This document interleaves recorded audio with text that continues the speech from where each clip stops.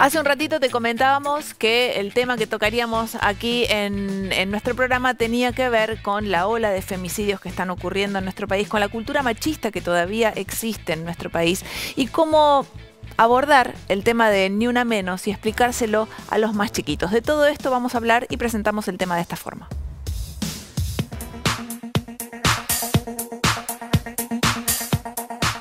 El atroz femicidio de Lucía Pérez, ocurrido en Mar del Plata, semanas atrás, derivó en el primer paro nacional de mujeres y en una nueva movilización en la que miles se volvieron a convocar en distintos puntos del país para volver a gritar Ni Una Menos. El intento por encontrar respuestas y soluciones para terminar con la violencia de género renueva el debate acerca de lo que significa nacer mujer en nuestro país. Derechos y obligaciones, expectativas, roles y responsabilidades que desde hace siglos se le asignan a las mujeres desde el primer día de vida, empiezan a cuestionarse. Pero las reglas que organizan una sociedad patriarcal, y por sobre todo machista, se reproducen silenciosamente a partir de actos cotidianos y en apariencia inocentes. Desde la permanente cosificación de la mujer en los medios de comunicación, a la legitimación de ciertos tipos de acoso callejero por la forma en que una mujer va vestida, son conductas que están implícitas en el ADN de nuestra cultura. ¿Cómo cambiar entonces estas costumbres pilares de la cultura machista? ¿De qué manera se educa a los niños para crecer en una sociedad igualitaria en donde hombres y mujeres gocen del mismo respeto?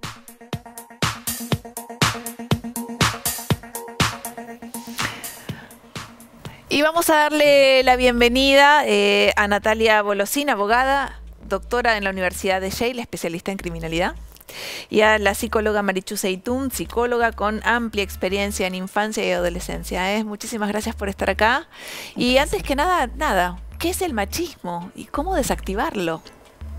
Solo una aclaración. Primero, soy doctoranda, todavía soy candidata al doctorado, estoy en proceso de escribir mi tesis, no quiero usurpar títulos.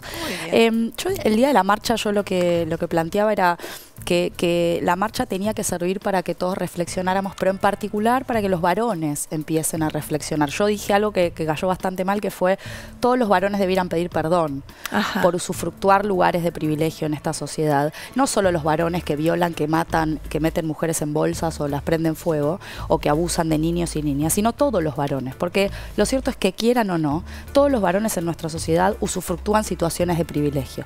Por supuesto que esta es una generalización, sí, que busca hacer que la gente reflexione sobre esto, pero creo que es válido el punto subyacente, que es este. Argentina vive, el mundo en general y la Argentina en particular, no sale de ese lugar de vivir en el marco de una sociedad machista, patriarcal, en el cual la mujer sufre situaciones de desigualdad estructural desde que el mundo es mundo, en distintos ámbitos de la vida cotidiana. Las mujeres tenemos una subrepresentación evidente en situaciones de poder en el ámbito público y privado.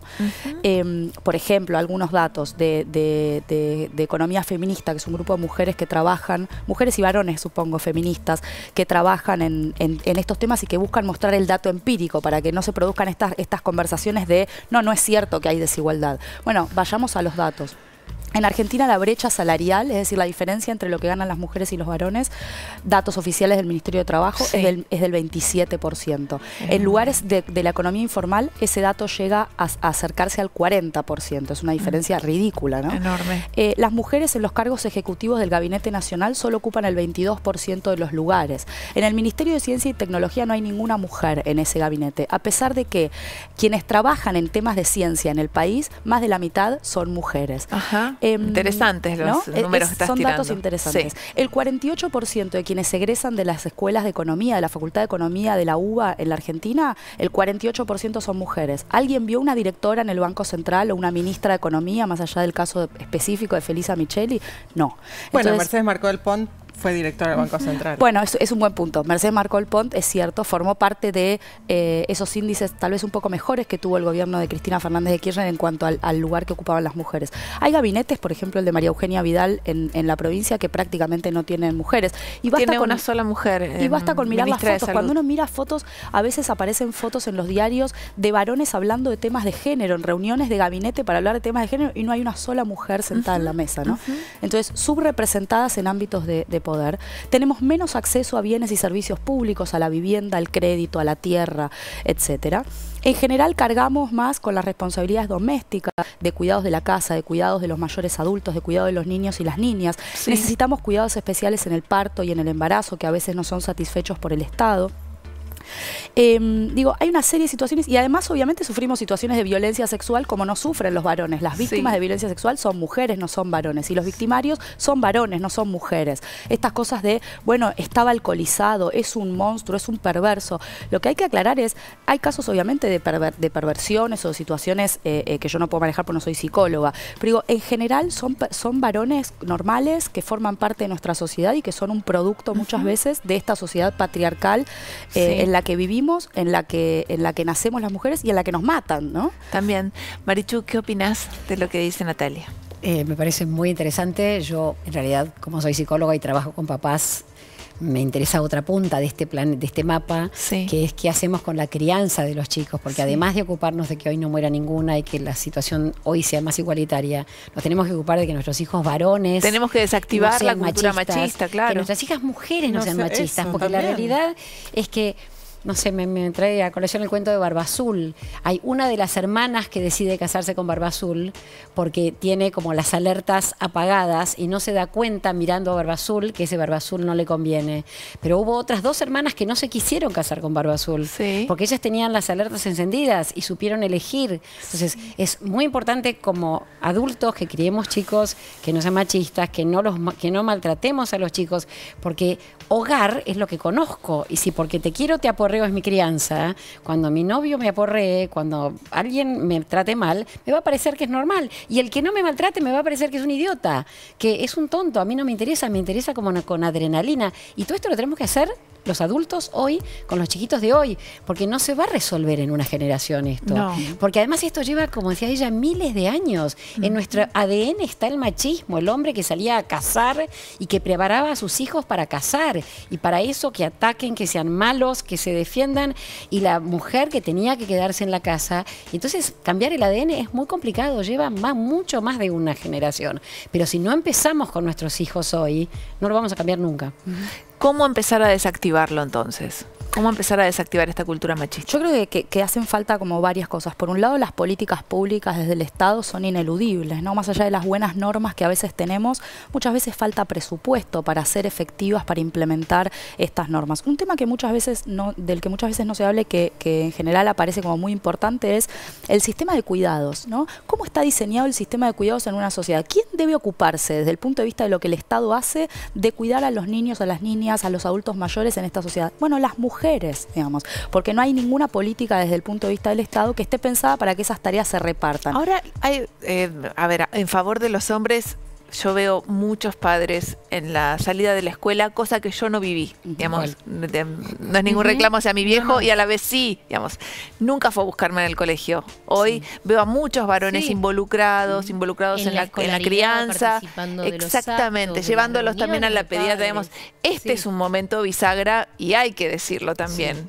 ¿Verdad? Estoy de acuerdo, digamos, afortunadamente cada vez hay más varones que pueden ver y más mujeres, porque es cierto este punto de las mujeres machistas, lo que ahí tal vez uno debiera decir es, en verdad la mujer machista tiene un lugar de víctima en el sentido de que esto es lo que recibe desde que nace, el rol de la mujer es este, ¿no? Y a veces las mujeres terminamos siendo más machistas que algunos varones. Pero es verdad que se ven cada vez más varones que por distintos motivos, sea porque se convencen del argumento obvio, moral y racional, que es que las mujeres y los varones debemos ser iguales, somos iguales en derechos y debemos ocupar los mismos roles de poder en la sociedad y de acceso a los mismos derechos, y otros porque se encuentran en conflicto cuando, por ejemplo, tienen hijas mujeres, digamos, no es lo mismo ser un varón privilegiado en una sociedad que luego ve que su hija puede terminar siendo víctima de una violación o de situaciones no tan extremas de violencia sexual o de violencia física, pero sí de sojuzgamiento. Y esos varones empiezan a compartir tareas, empiezan a censurar a los varones machistas. Esto tiene que ver con el cambio. Ahora, Marichu, esto se da de manera lineal o hay que romper, digamos, con ciertas cosas que son inconscientes. ¿Cómo se logra desarticular todo eso que tiene siglos, como decía? Creo que hay que hacer conscientes cosas que son inconscientes. Y ahora escuchándola se me ocurrió otra cosa más, y es a los varones, nos guste o no, los han criado para que sea fuerte, para que no llore. Sí. Y entonces estos hombres que hoy están pudiendo, pero que por ahí nuestros padres no podían, Sí. no podían porque los criaron para que Claro. no se conecten con el mundo de las emociones. ¿Por qué las mujeres cuidamos a los niños, a los enfermos? Porque estamos conectados con el mundo de las emociones, Sí. porque nuestras madres nos autorizaron a hacerlo y nuestras mismas madres no autorizaron a nuestros hermanos varones a conectarse. Claro. Nuestros padres no, pero nuestras madres tampoco. Y todo esto hay que hacerlo consciente para poder hacer algo diferente. Y lo que vemos es esto que vos decís. Ese papá que está en la puerta del colegio disfruta Sí. tirándose al piso a jugar, disfruta bañando a sus hijos, y esto lo conecta con un aspecto más femenino, si se quiere, que no es femenino, es más empático. Claro. Y que esto hace hombres que después tengan más dificultad para levantar una mano. Porque una vez que yo me conecté con el otro y le miré la cara, ya es mucho más difícil que tenga actitudes machistas. Pero sí, hay que ir cambiándolo y haciendo consciente cosas que son automáticas. El hombre es hombre como aprendió a ser hombre con su papá. La mujer es mujer como aprendió a ser mujer con su mamá. Y además el varón aprendió a ser varón de su mamá también, y la mujer aprendió a ser mujer de su papá. Y todas estas cosas. Y la otra que me olvidé es qué ven entre papá y mamá, que también Claro, es importantísimo. fundamental. 80-90% de lo que los chicos van a hacer en sus parejas es lo que vieron en sus padres. Sí. Y bueno, ¿qué hacemos nosotros como pareja? ¿Qué mostramos como pareja a nuestros hijos? Y además de, bueno, de esto tan importante que es nuestro ejemplo, la crianza, ¿qué otras políticas se podrían implementar? Bueno, esto es interesante por el tema de los deberes de cuidado. Yo quiero insistir sobre esto porque más allá de los roles que asumimos, desde el Estado a veces las políticas públicas también ayudan a sostener ese rol ya determinado. Por ejemplo, la licencia por maternidad Claro, y por bueno, paternidad. nosotros hablamos muchas veces de eso. Este es 2 un días. tema que ya todos entendemos, digamos, los varones tienen solo 2 días de licencia por paternidad. Sí. ¿Esto significa pobres varones? No, significa pobres mujeres que somos las que estamos destinadas, elegidas por el Estado Sí. para ocuparnos de nuestros hijos. No, y también pobres varones porque no les dan la posibilidad de conectar con ese bebé que Vincular. llega, de conectar con el maternaje, con el puerperio y con toda esta etapa que al final se lo tiene que fumar la mujer sola, ¿no? Y mientras el marido se fue a laburar.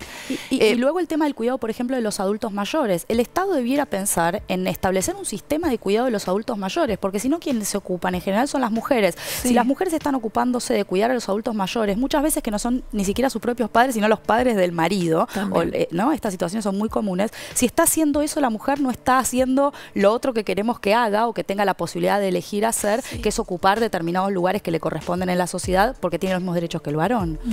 ¿Cómo abordar en casa cuando hay menores, cuando hay niñas pequeñas, sobre todo, bueno, niñas y niños, el tema de las noticias referidas a femicidio? Y que no sea la asociación, ¿no?, de delito o de machismo únicamente referido a le quitó la vida.